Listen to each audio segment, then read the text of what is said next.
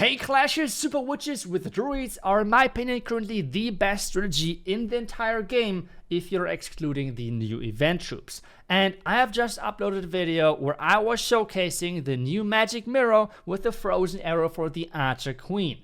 But a lot of you said in the comments that I should for sure give it a try with the healer puppet and see if that is not better, because based on your feedback, this for you guys worked better than the frozen arrow. So I thought, well, let's give it a try. I want to see if you guys are right with your assumption that this equipment combination is even better for the Super Witch strategy. So that's what we're going to try today.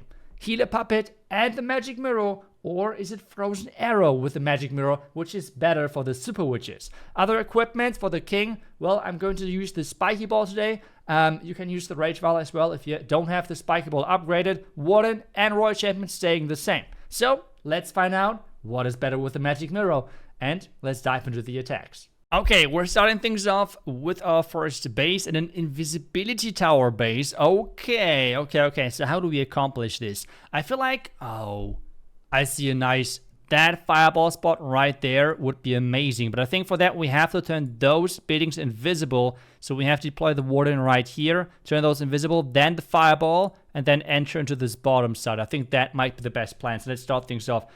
There should be no place for Tesla, which is amazing for us. So let's just get this, fireball, and action.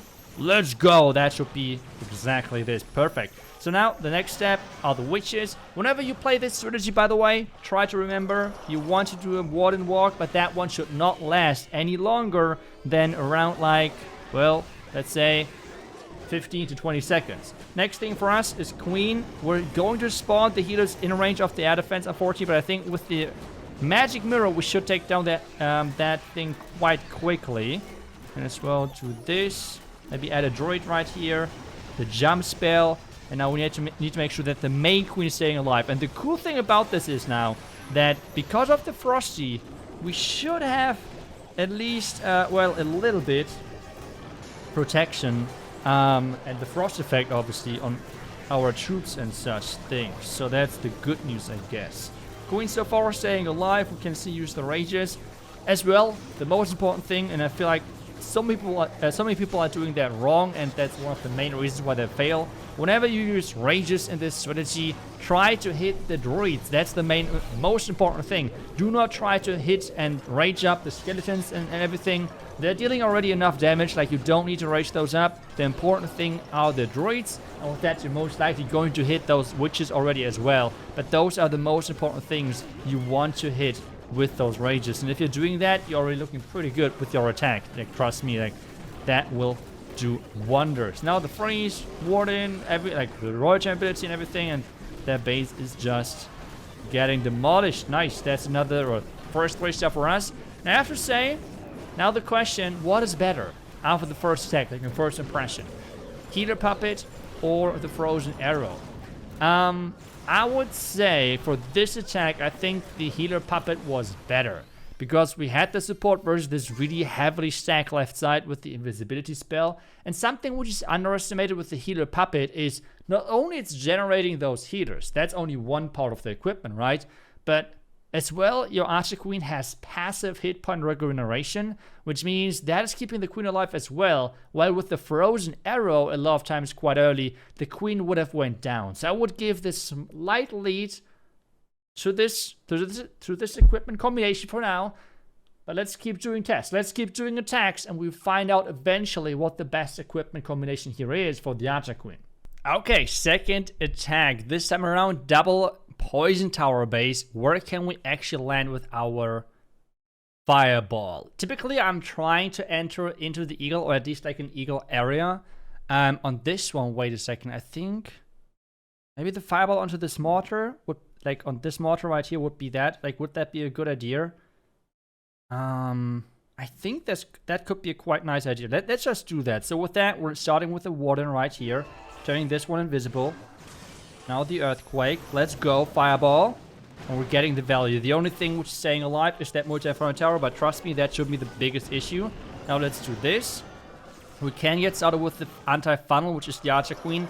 And I think, like, just the power you have at the beginning is kind of crazy, right? Like, that is really insane. Let's use another jump. Oh, we should do some droids right here. We have the king in there, and then we can jump straight into the core, which is amazing for this attack, by the way. I don't think we need any support just yet. Maybe. No. No support just yet. We can rage out of this up in just a second. Maybe now. Archer Queen is going in, which is not optimal, but we still have the siege barracks on the outside, which we can use. So that's good. Let's replay some droids in just a second. Otherwise, things look good. So I'm just adding 2 droids on the outside, 2 droids now in the core, because I feel like the 2 droids on the outside are going to support that P.E.K.K.A. push quite nicely. Again, when you're raging, rage up your droids. That's the most important thing. Now the king abilities. Going through all of those defenses. Royal Champ addition to those P.E.K.K.A. to make sure the push is a little bit stronger. But things look really, really good. We have another rage. We have the healers. Not anymore alive. That's like the big problem though, right? If the healers are going to the core, that can be quite nice, but at the same time they can go down so quick. It's kind of crazy. Queen in the tornado trap, but that should be alright. We can turn this invisible, so my queen is staying alive. The royal champ. No, this base is crushed. This base is crushed. And then, like, what I like so much about the mirror equipment is just the quick funnel. It's just crazy. Like, using those abilities early is really, really insane. I know a lot of people are using this in this strategy, like, as a safety measure with the invisibility. But trust me, you want to use that ability nice and early. This just gives you so much power. It's kind of ridiculous. Let's just use this. This. Just place everything and you're done. Like, this base is just gone. We have done the job. And now again, the question, Frozen Arrow versus the Healer Puppet. What would have been better? Because the queen went into the core with having, with staying alive because of the droids, I think the Frozen Arrow could have been slightly, like a tiny little bit better. Because the Frozen Arrow would have been replaced in the beginning by the Frosty, but as soon as the queen entered into the core, I think the Frozen Arrow could have been better. But at the same time, the Healer Puppet did keep the queen alive, right? So maybe a tie. Let's call this a tie for this second attack, okay? Between Frozen Arrow and Healer Puppet. While in the first attack, the Healer Puppet for sure won. But hey, this means it's tiebreaker time. Let's go into the third attack. And for this one, we actually have like a diamond teaser style base with an invisibility tower on the back end, but I think we're more than fine with this. The thing now is, where do we enter? I would say just again like a super easy and quick fireball around this area, then enter in here, have the queen funneling this side. I kind of like that. I like that a lot actually, the approach. Let's just do that quickly.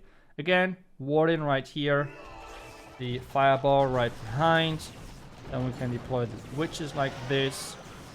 Then we can enter here. Use the queen nice and early. Wall break in here, wall break in there.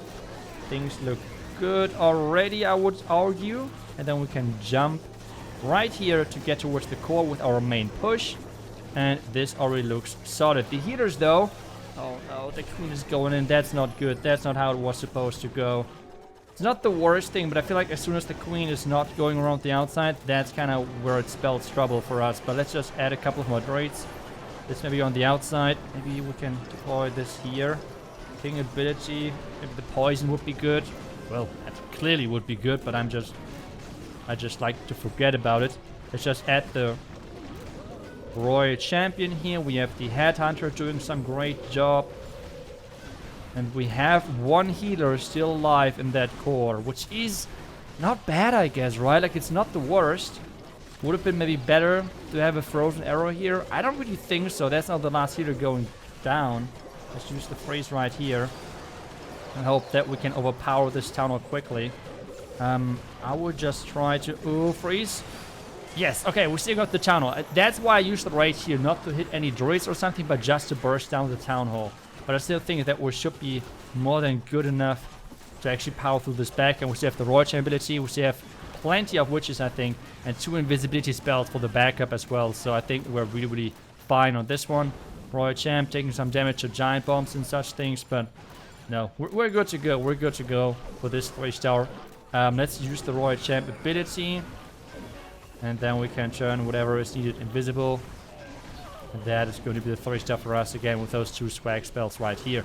But yeah, so for this attack, I still think, to be honest, I feel like the defenses in the middle of the base are going down so quick that a lot of times the frozen arrows maybe not even that important, even if the queen is going in. The self-healing of that healer puppet equipment is so underestimated, keeping that queen alive a lot of times because there's not heavy burst damage on her. So even if the healers go down eventually, the self-healing is still there, right? So that's for sure something to consider. So I would say you guys were 100% correct with your feedback. I would say the frozen arrow and the mirror equipment combination is for sure not bad, but I think this one slightly outperforms it for this super witch strategy. So you guys with your feedback were, I think, 100% correct. Frozen arrow is not bad, but another thing which makes this strategy, or like not the strategy, but like this combination even better on top is that the healer puppet is a non-epic equipment, right? Which means, well, you have to spend less ores, especially the story ore, on the equipment to upgrade. So this is why I would actually pick this combination by quite a bit, because the combination in power, it's slightly better, I would say, but in as well, like how much you have to spend to make that equipment work, this is way, way less. But the most important equipment, in my opinion, is still the magic mirror. I feel like just the power of funneling and how quickly you can funnel one flank for the super witches to go into the base is just astonishing. It's just crazy, crazy good. But I think the best synergy for this specific strategy has to be for sure the healer puppet. Let me know if you think I should try any other combinations, maybe for other heroes, but that's pretty much my conclusion for this question. Thank you for giving me that feedback like below and in the comments from the other Super Witch video. And otherwise, thank you so much for watching. I wish you guys back tomorrow with the next class video. Until then, see ya and bye bye.